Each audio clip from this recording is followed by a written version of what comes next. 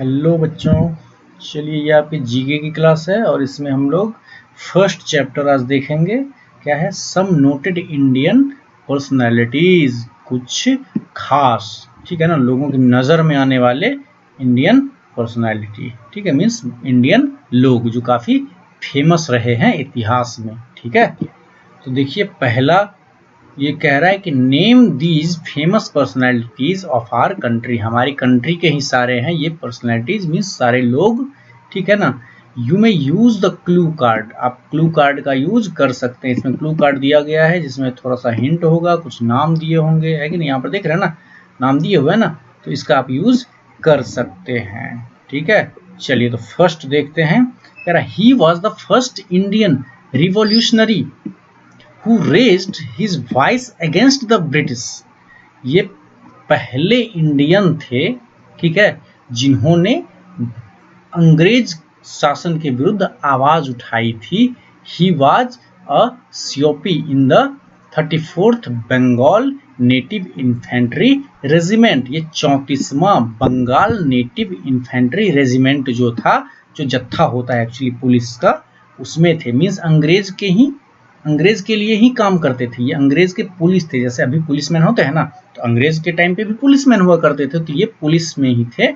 ठीक है, लेकिन इन्होंने अंग्रेजी शासन के खिलाफ जो था वो बिगुल बजाया था, मीन्स युद्ध का, मीन्स उनके अगेंस्ट में उनका विरोध किया था एक तरह से। ठीक है, तो ये है आपके कोई और नहीं, मंगल पांडे। ठीक है, इनके ऊपर फिल्म भी बन चुकी है। ठीक है, ये आपके हैं मंगल पांडे। ठीक है, उस टाइम हुआ क्या था कि कुछ बात हो गई थी, जैसे एक कहानी है इसके पीछे, कहानी नहीं, ये फैक्ट है कि 1857 में 1857 में क्या हुआ था कि सबसे पहला विद्रोह हुआ था अंग्रेज शासन के खिलाफ, और उस विद्रोह में शुरुआत इन्होंने ही किया था। ठीक है, हुआ ये था कि जो पहले बुलेट होती है ना, पुलिस में थे ना, तो बुलेट से जो पहले होता था कि उसके ऊपर से मतलब इसका कवर खींचना पड़ता था। तो अंग्रेज लोग तो जानते हैं कि हम लोग हिंदू हैं, है कि नहीं, और हिंदू गाय को तो बहुत ज़्यादा मानते हैं, है कि नहीं। तो उस केस में उन्होंने ये बोल दिया कि वो जो बना होता है, वो चमड़ी का बना होता है, वो गाय की चमड़ी होती है, और आप लोग तो उसको मुंह से खींचते हो। इस बात पे इनको गुस्सा आ गया, ये आराम से बेचारे चल बसे, ये अलग बात है, लेकिन इन्होंने अंग्रेजी शासन को धूल चटा दिया। ठीक है, यह है मंगल पांडे। चलिए अगले हैं। He was a leading statesman and politician of the Indian National Congress। ये जब भारत आजाद हुआ था, तब जब पहली बार सरकार बनी थी, जिसमें पंडित जवाहरलाल नेहरू जो थे वो बने थे प्रधानमंत्री। ठीक है, उस टाइम पे, ठीक है, ये भी सक्रिय थे। ठीक है ना, और ये he is known as the iron man, इनको आयरन मैन का भी दर्जा दिया गया है। ठीक है, इनका जो स्टैच्यू बना है वो अभी दुनिया में सबसे ऊंचा स्टैच्यू बना है गुजरात में। ठीक है ना, ये है सरदार वल्लभ भाई पटेल। इनको लौह पुरुष, आयरन मैन कहा जाता था। ये इंडियन नेशनल कांग्रेस के पॉलिटिशियन थे, नेता थे। ठीक है, चलिए अगली है। She was a well known poetess. ये एक बहुत ही जानी मानी, ठीक है, ये क्या है, एक कवित्री है, and the first governor of Uttar Pradesh, और पहली गवर्नर है उत्तर प्रदेश की। ठीक है ना। She is known as nightingale of India. Bharat की बुलबुल कहा जाता था इनको। ठीक है, एक कवित्री थी, कविता लिखती थी। ठीक है, और पहली गवर्नर भी रही थी, मीन्स फर्स्ट लेडी गवर्नर जो थी वो यही थी उत्तर प्रदेश की। ठीक है, और इनको क्या कहा जाता था, नाइटिंगेल ऑफ इंडिया, भारत की बुलबुल। तो ये है सरोजनी नायडू। ठीक है, ये जीके का बहुत ही फेवरेट क्वेश्चन है, कोई भी पूछ सकता है कभी भी। ठीक है, तो ये अभी के लिए नहीं है, ये लाइफ लॉन्ग के लिए याद रखना है आपको। ठीक है, चलिए अगले हैं हमारे शहीद आजम भगत सिंह। इनका चेहरा तो वैसे ही सब कोई जानता है। ठीक है, देखते हैं इन्होंने क्या क्या किया है। He is one of the famous revolutionaries of the Indian independence movement. Bharat का जो स्वतंत्रता संग्राम था उसमें ये भी काफी ज्यादा फेमस थे। ठीक है ना, ये उस टाइम बहुत ही ज़्यादा एक्टिव थे। इन्होंने अंग्रेजी शासन के खिलाफ बहुत सारे कारनामे किए और इनको फांसी दी गई। ठीक है, he is often referred to as Shaheed Azam. ठीक है, इनको शहीद आजम कहा गया। ठीक है, ये है हमारे भगत सिंह शहीद आजम। इनके ऊपर भी फिल्म बन चुकी है, ठीक है। उस फिल्म में अजय देवगन है भगत सिंह के रोल में। तो जब बड़े होंगे या फिर अगर अवेलेबल हो जाए तो कभी देख लीजिएगा, पढ़ाई छोड़ के नहीं, फ्री टाइम में, ठीक है। चलिए अगले ये हैं, he was a great leader. ये भी एक बहुत ही बड़े नेता थे, सोशल रिफॉर्मर, सामाजिक कार्यकर्ता, समाजक सुधारक, समाज सुधारक कह सकते हैं, कार्यकर्ता से अच्छा होगा, सुधारक, रिफॉर्मर है ये, ठीक है। एंड फ्रीडम फाइटर, स्वतंत्रता संग्राम में भाग लेने वाले स्वतंत्रता सेनानी, ठीक है, ऑफ इंडिया, ठीक है। He gave the slogan Swaraj is my bright right and I shall have it। Swaraj हमारा जन्म सिद्ध अधिकार है, मीन्स जन्म से जो है हमारा अधिकार है बिल्कुल आजाद रहना। हम भारत में हैं, हम बिल्कुल आजाद रहेंगे, ये हमारा अधिकार है। इन्होंने भी अंग्रेजी शासन को बहुत ज्यादा सबक सिखाया था, ठीक है। इन्होंने ही कहा था, इनका नारा है, ये भी कई बार पूछा जाता है कि ये नारा किसने दिया था। तो Swaraj is my bright right and I shall have it. Swaraj हमारा जन्म सिद्ध अधिकार है और इसे हम लेकर रहेंगे। ये है हमारे बाल गंगाधर तिलक। इतिहास में 3 नाम जो है वो काफी फेमस है, एक लाल, बाल, पाल, ये तीनों नाम एक साथ लिया जाता है। लाल, LAL लाल, ठीक है। दूसरा है बाल, तो बाल गंगाधर तिलक, ये बाल, और तीसरे हैं पाल, ठीक है। इन तीनों का नाम एक साथ लिया जाता है। तो ये लाल जो है ये है लाला लाजपत राय, ठीक है। ये भी अंग्रेजी शासन के खिलाफ लड़ते लड़ते शहीद हुए थे, ठीक है। फिर ये है बाल गंगाधर तिलक, इनके बारे में तो अभी जान गए। और एक थे बिपिन चंद्र पॉल, ये भी स्वतंत्रता संग्राम में, ये भी एक स्वतंत्रता सेनानी थे, ठीक है। तो लाल बाल पाल, ये तीनों। तो कोई पूछ देता है कि लाल बाल पाल कौन थे, तो लाल बहादुर शास्त्री, सॉरी लाला लाजपत राय, ये लाल से लाला लाजपत राय, बाल से बाल गंगाधर तिलक, और पाल से बिपिन चंद्र पॉल, ठीक है। चलिए ये चैप्टर आपका कंप्लीट हो गया। अब चलते हैं अगले चैप्टर की तरफ, ठीक है। इसको अच्छे से कंप्लीट करना है। अब कह रहा है फैक्ट्स अबाउट इंडिया। अब इंडिया के बारे में कुछ फैक्ट्स बता रहा है। अब क्या कह रहा है, India is the 7th largest country in the world in terms of area. देखिए एरिया क्या होता है कि जमीन, ठीक है ना, जमीन जो है, एरिया मींस ये जो है, ये जो फैला हुआ है, इसके हिसाब से जगह जो है उसके हिसाब से इंडिया जो है वो दुनिया का 7वां सबसे बड़ा देश है। और वैसे सबसे बड़ा देश अगर पूछा जाए तो वो रूस है, ठीक है। दुनिया का सबसे बड़ा देश जो है वो एरिया के हिसाब से कौन है, वो रूस है, रसिया जिसको बोलते हैं, ठीक है। और इंडिया कितने नंबर पे है, 7th पे है। लेकिन पॉपुलेशन के हिसाब से इंडिया जो है वो 2nd नंबर पे आता है, ठीक है। फर्स्ट पे हमारा पड़ोसी चाइना है और 2nd पे हम लोग आते हैं। It is the second most populous country after China. China के बाद, चीन के बाद हम जो है इंडिया जो है वो क्या है, सबसे ज्यादा पॉपुलेशन मीन्स आबादी, यहाँ पर बहुत ज्यादा लोग रहते हैं। दुनिया में सबसे ज्यादा लोग चाइना में हैं और दूसरे नंबर पे इंडिया में ही हैं, ठीक है। The other names of India are Aryavarta, Bharat and Hindustan. देखिए पुराने जमाने में भारत का जो नाम है, हमारे देश का नाम जो है वो आर्यावर्त हुआ करता था, ठीक है। फिर भारत हुआ, फिर हिंदुस्तान हुआ, ठीक है। और अभी तो इंडिया हम लोग कहते हैं। तो सभी इंडिया का ही नाम है, हमारे देश का ही ये सारा नाम है, ठीक है। उसके बाद in the north of India lies the highest mountain range of the world, the Himalayas, ठीक है। दुनिया की सबसे ऊंची चोटी कौन है, माउंट एवरेस्ट, और वो कहां पर है, इंडिया के नॉर्थ में, उत्तर में, ठीक है ना। और सबसे ऊंची माउंटेन रेंज जो है, पहाड़ी इलाका जो है, सबसे ऊंचा माउंटेन रेंज जो है वो कहाँ है दुनिया का, वो है हिमालयाज, और वो कहां पर है, इंडिया के उत्तर में, नॉर्थ में पड़ता है, ठीक है। चलिए अगला देखते हैं, the number system was invented in India. Number system जो हम पढ़ते हैं ना, नेचुरल नंबर, होल नंबर, ये सब जो पढ़ते हैं, ये नंबर सिस्टम कहाँ इन्वेंट हुआ था, ये इन्वेंट हुआ इंडिया में, ठीक है। ये आर्यभट्ट हैं, ये गणितज्ञ थे, इन्होंने जीरो की खोज की थी, ठीक है। और जब जीरो की खोज हुई, उससे पहले 1 से 9 तक था सिर्फ, तो टोटल 9 ही डिजिट आते थे। लेकिन जब जीरो की खोज हो गई तो आप खुद सोच सकते हैं कितने सारे नंबर्स आज की डेट में, इनफाइनाइट नंबर्स है कि नहीं, जिसको गिन नहीं सकते हैं। तो Aryabhatta was the mathematician, mathematician होता है गणितज्ञ, जो गणित विषय को, मैथ को काफी अच्छे से जानता हो। Who invented the digit zero, ये भी इंडिया के थे और इन्होंने जीरो की खोज की थी। ठीक है, कहानी, ये गाना सुने हो ना, है प्रीति जहाँ की रीत सदा में, कहता है जब जीरो दिया मेरे भारत ने दुनिया को तब गिनती आएगी। वो बिल्कुल सही बात है, कुछ ऐसा नहीं सिर्फ सॉन्ग में है, वो फैक्ट है। ठीक है, चलिए ये है अकबर, मुगल शासक अकबर। ठीक है, इनके बारे में तो हर एग्जाम में क्वेश्चन आता है। ठीक है, ये मुगलों में सबसे अच्छे शासक माने जाते हैं। ठीक है, Akbar the great Mughal empire, देख रहे हैं ना, ग्रेट नाम के साथ जुड़ा हुआ है, काफी महान शासक थे ये।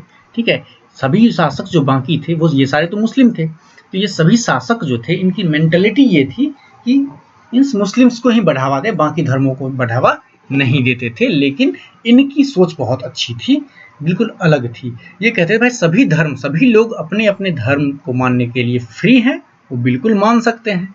इवन इनकी जो वाइफ थी जोधा, ठीक है ना, एक जोधा अकबर फिल्म भी है, सीरियल भी आया था ना, आप लोग देखे होंगे या देखते होंगे जो भी। ठीक है, तो देखना उसमें भी जोधा जो थी वो क्या थी, वो हिंदू थी।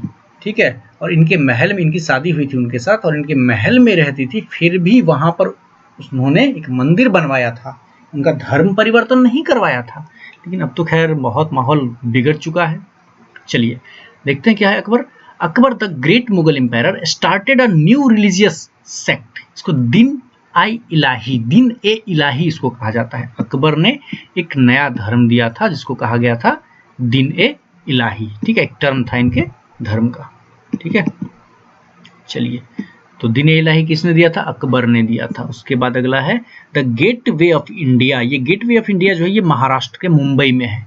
ठीक है, was built to mark the landing of king George V, ये किंग जॉर्ज V जो थे वो बहुत पहले जब ब्रिटिश शासन था उस टाइम की बात है, ये उस टाइम बनाया गया था।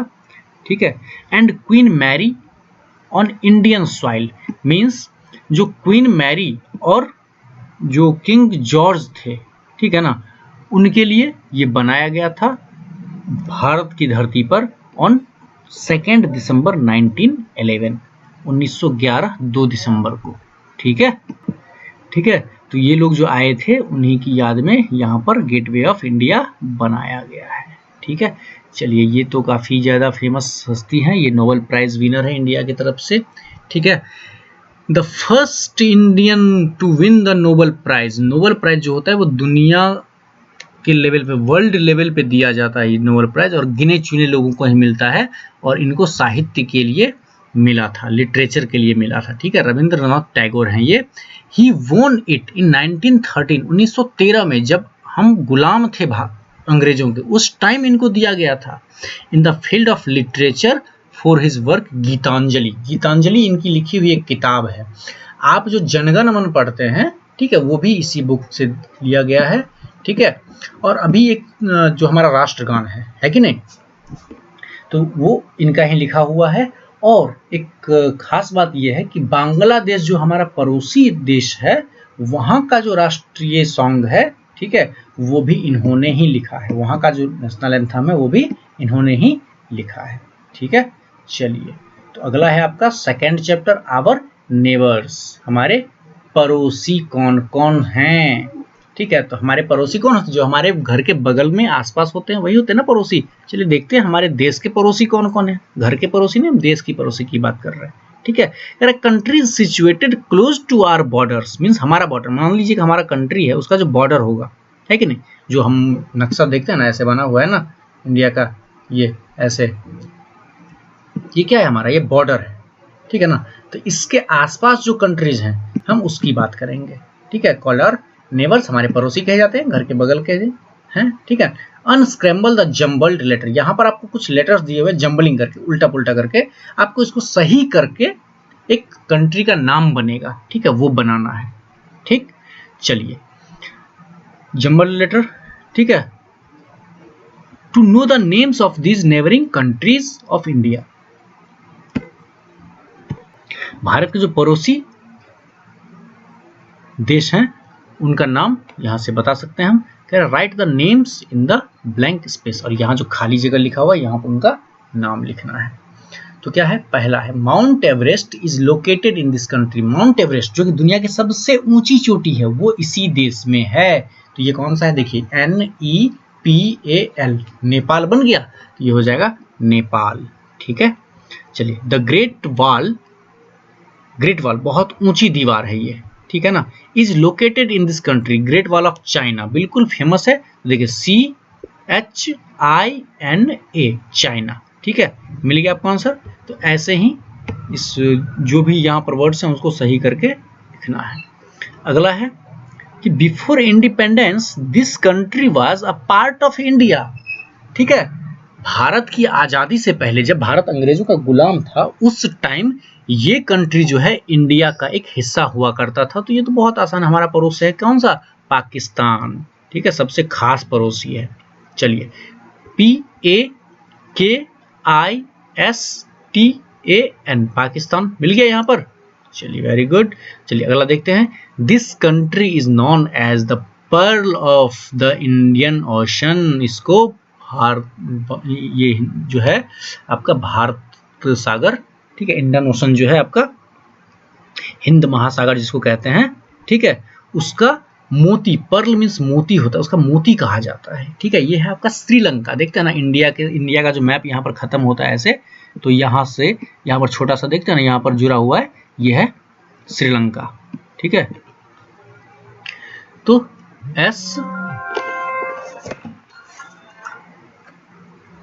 SRILANKA, श्रीलंका। ठीक है, चलिए अगला है this country is called land of Thunderbolt. ठीक है, इसको थंडरबोल्ट की धरती कहा जाता है, मतलब यहाँ पर काफी ज्यादा ठंडरिंग होती है। ठीक है, ये आपका भूटान, हमारा पड़ोसी देश, बहुत ही खूबसूरत जगह है।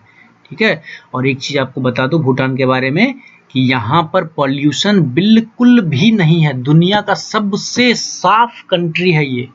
ठीक है, और यहाँ के लोग इतने ज्यादा समझदार हैं कि गाड़ी भी बिल्कुल स्लो चलाते हैं, एक्सीडेंट्स वगैरह तो ना के बराबर होता है यहाँ पर। ठीक है, तो कुछ सीख लीजिए अपने पड़ोसियों से, है कि नहीं, सीखना चाहिए अच्छी चीजें जो है वो। तो चलिए अगला है the national anthem of this country is also written by Rabindranath Tagore. अभी तुरंत हमने बताया ना कि रविंद्रनाथ टैगोर ने किस कंट्री का नेशनल एंथम लिखा है, इंडिया का और बांग्लादेश, BANGLADESH, बांग्लादेश। ठीक है, चलिए अगला है the capital of this country is Kabul. ये है अफगानिस्तान, अफगानिस्तान की राजधानी है काबुल। ठीक है, तो ये था आपका। चलिए अगला है आपका जेम्स ऑफ इंडिया, देखते हैं। India is the birth place of many great people. बहुत सारे महान लोग जो है यहाँ पर अभी तक जन्म लिए हैं। They can be called the James of India, उनको हम जेम्स ऑफ इंडिया कह सकते हैं। ठीक है, using the clue card identify them and right their names. अब यहाँ पर क्या है, इनको पहचानना है और उनका नाम लिखना है। तो फर्स्ट है पंजाब केसरी। ठीक है, थोड़ी देर पहले हम लोग चर्चा किए थे लाला लाजपत राय का। ठीक है, तो पंजाब केसरी जो है वो है आपके लाला लाजपत राय। ठीक है, तो लाला लाजपत राय हो गए आपके पंजाब केसरी।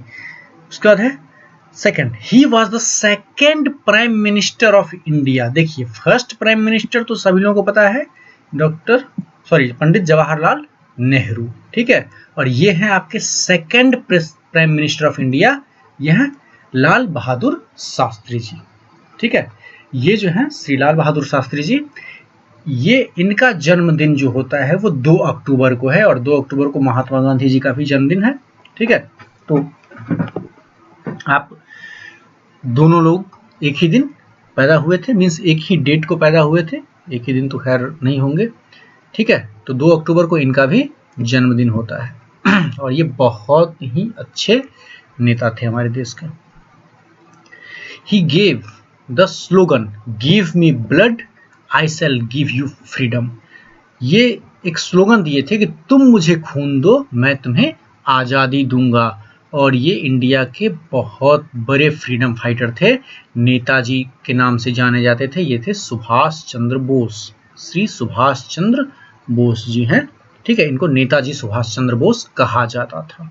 ठीक है, चलिए अगला है he was the political teacher of Mahatma Gandhi. ठीक है, तो महात्मा गांधी के राजनीतिक शिक्षक, राजनीति के शिक्षक, ठीक है, ये है गोपाल कृष्ण गोखले।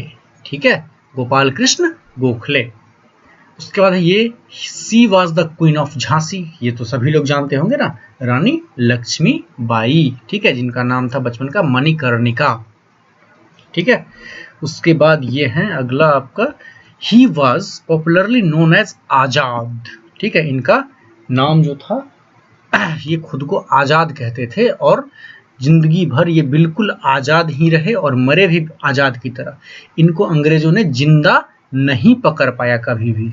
ठीक है, एक बार जब लास्ट जिस दिन ये इनकी मौत हुई थी, ये खुद की गोली से खुद को मारे थे ताकि अंग्रेज इनको जिंदा ना पकड़ सके, और इसीलिए इनका नाम आजाद था और आजाद ही रह गया। तो इनका पूरा नाम है चंद्रशेखर आजाद।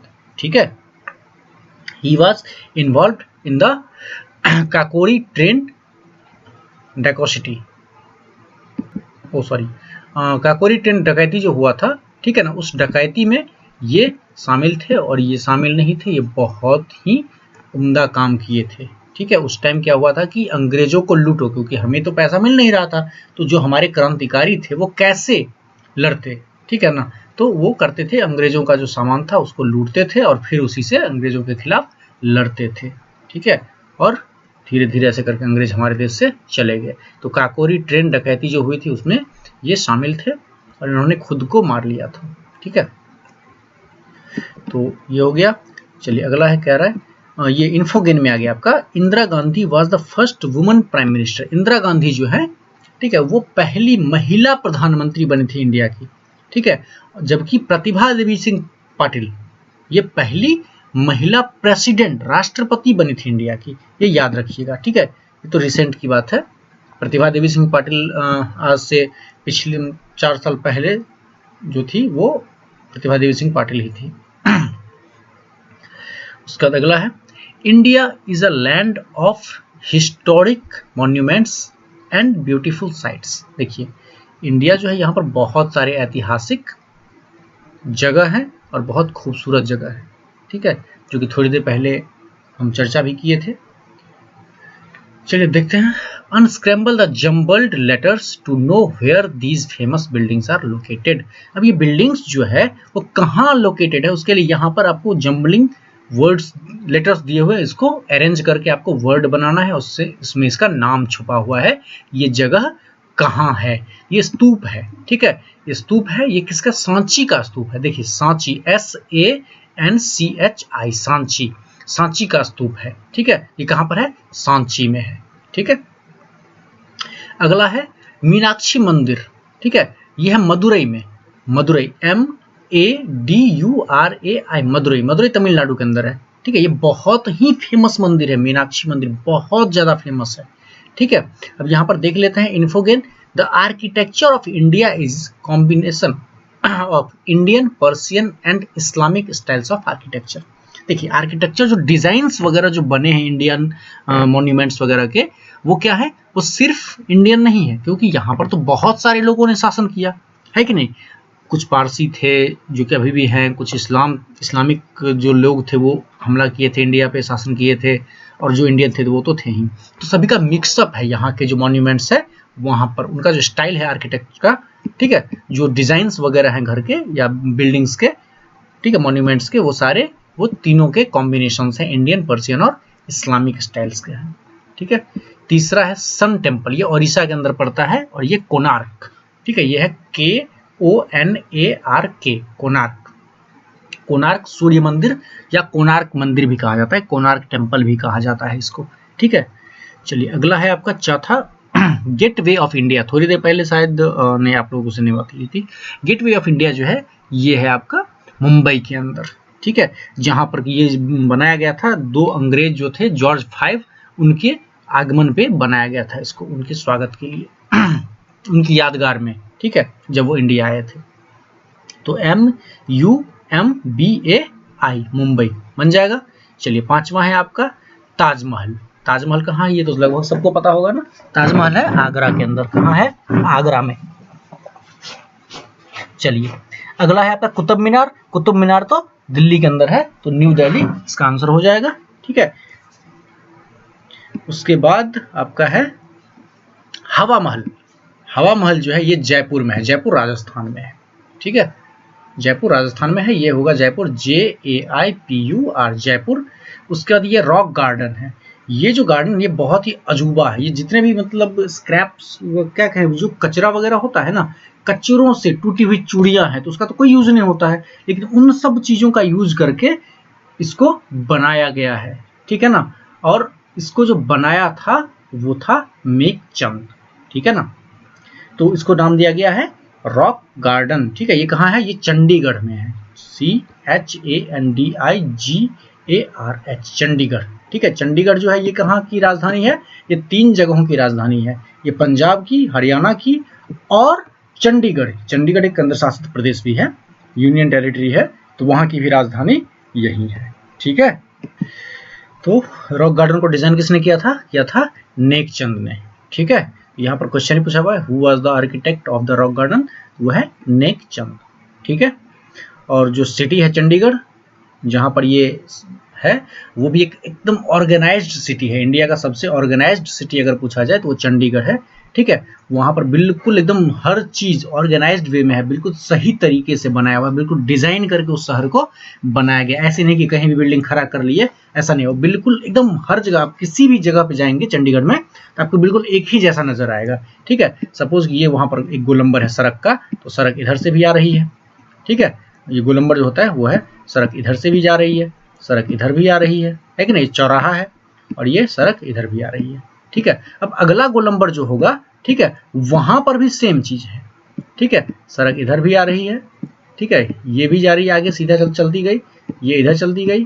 ठीक है, अब इधर भी एक गोलंबर होगा, यहाँ पर भी वही चीज है। ठीक है, तो एकदम जबरदस्त। उसके बाद यहाँ पर जो भी बिल्डिंग्स हैं वो बने हुए हैं, और बिल्डिंग्स में जो शॉप्स वगैरह है वो है, तो एकदम जबरदस्त सिटी है, और इसको डिजाइन किया था ली कॉर्बूजियर ने। ठीक है, तो आप लोग बहुत कुछ पढ़ेंगे इसके बारे में, घूमने भी जाएंगे बड़े होंगे तो, है कि नहीं। चलिए ठीक है, तो ये था आपका जीके का फर्स्ट चैप्टर से 4th चैप्टर तक। ठीक है, इसको आप लिख लीजिएगा, क्योंकि इसका नोट्स जो है वो आपको, ये देख रहे हैं, ये आपको मिल जाएगा। इसको देख के सारा आंसर इसमें सिर्फ लिखा हुआ है, तो आप क्वेश्चन के साथ इसको नोट कर लेंगे और याद कर लेंगे। ठीक है, ओके, और घर पे रहिए, अभी धूप काफी तेज है तो तबीयत खराब होने का चांस हो सकता है, तो उससे बचिए। ठीक है, ओके बाय।